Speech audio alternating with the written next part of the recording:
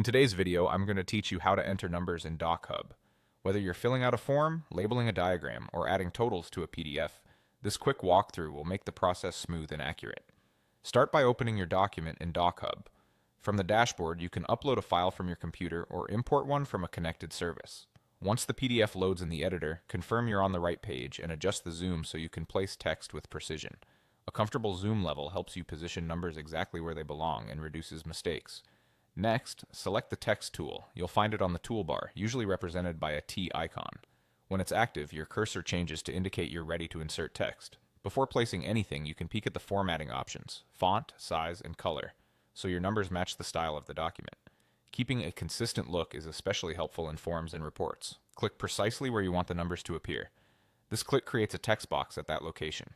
If you're adding numbers into a blank line or a specific field, aim for the center of that space so the text sits neatly.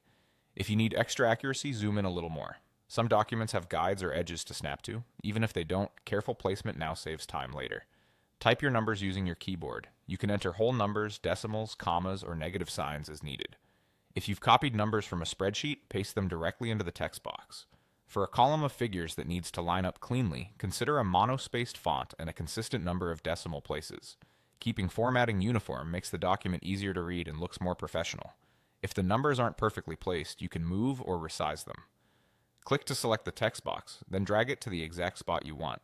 Use the corner handles to resize the box, or adjust the font size in the formatting panel to make the numbers larger or smaller. For fine-tuning, nudge with the arrow keys. Choose a color that contrasts well with the background so the numbers are clear, and duplicate a styled text box if you need the same look in multiple places. When you're happy with the placement, save your document. DocHub often autosaves, but it's a good habit to click the Save or Done button to finalize changes. You can then download a copy, keep it stored in your DocHub account, or share it as needed. That's all it takes to enter numbers cleanly and confidently in DocHub.